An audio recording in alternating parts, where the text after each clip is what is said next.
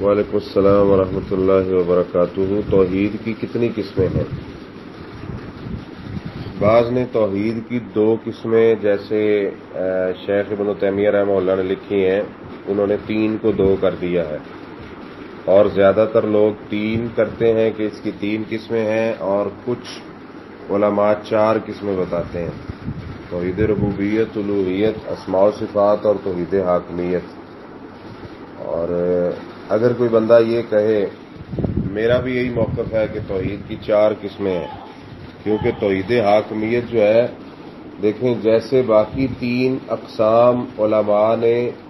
قرآن سے اخذ کی ہیں، قرآن کا باریک بینی سے مطالعہ کر کے، ایسے یہ 4تھی قسم بھی بنتی ہے: من لم یحکم بما انزل اللہ فاولئک هم الظالمون، اور الحکم الا للہ۔ یہ بہت بڑی دلیلیں ہیں اس کی کہ یہ قسم ہے۔ اگر کوئی بندہ یہ کہے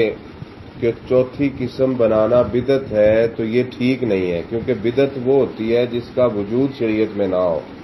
پہلی بات تو یہ ہے کہ باقی جو 3 اقسام ہیں یا جنہوں نے 2 قسمیں بنائی ہیں، وہ بھی تو رسول اللہ صلی اللہ علیہ وسلم صحابہ کرام کے بعد بنی ہیں، ٹھیک ہے، اور وہ بھی بدعت نہیں ہے، کیونکہ وہ علماء نے قرآن و سنت سے لی ہیں، اس لیے کہ لوگوں کو توحید آسانی سے سمجھ آ جائے۔ اگر کوئی توحید کا علم سیکھنا چاہتا ہے تو وہ آسانی سے سیکھ لے، ٹھیک ہے۔ تو اب کچھ نے 2 کر دی، کچھ نے 3 کر دی، ٹھیک ہے، کچھ نے 4 کہہ دیا، تو اس کے اوپر بدعت کا فتویٰ میرے خیال میں نہیں لگانا چاہیے، کیونکہ بدعت کا فتویٰ تو ہم تب لگاتے کہ رسول اللہ صلی اللہ علیہ وسلم نے ہمیں یہ 3 قسمیں بتائی ہوتی، تو جو اس میں کمی بیشی کرتا پھر واقعتاً وہ اس زمرے میں آتا تھا، لیکن آپ صلی اللہ علیہ وسلم نے یا صحابہ کرام نے ہمیں یہ 3 قسمیں نہیں بتائی، ہم نے یہ قرآن سے لی ہیں۔ تو قرآن سے جو 3 کے دلائل ہیں، ایسے ہی 4تھی کے بھی دلائل ہیں۔ اگر کوئی 4تھی کو بدعت کہے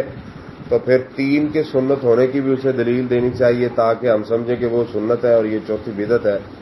تو اس لیے یہ لوگوں کو سمجھانے کے لیے کہ وہ آسانی سمجھ آ جائے، ہم نے یہ اقسام قرآن سے لی ہیں اور ان کو سمجھنا چاہیے۔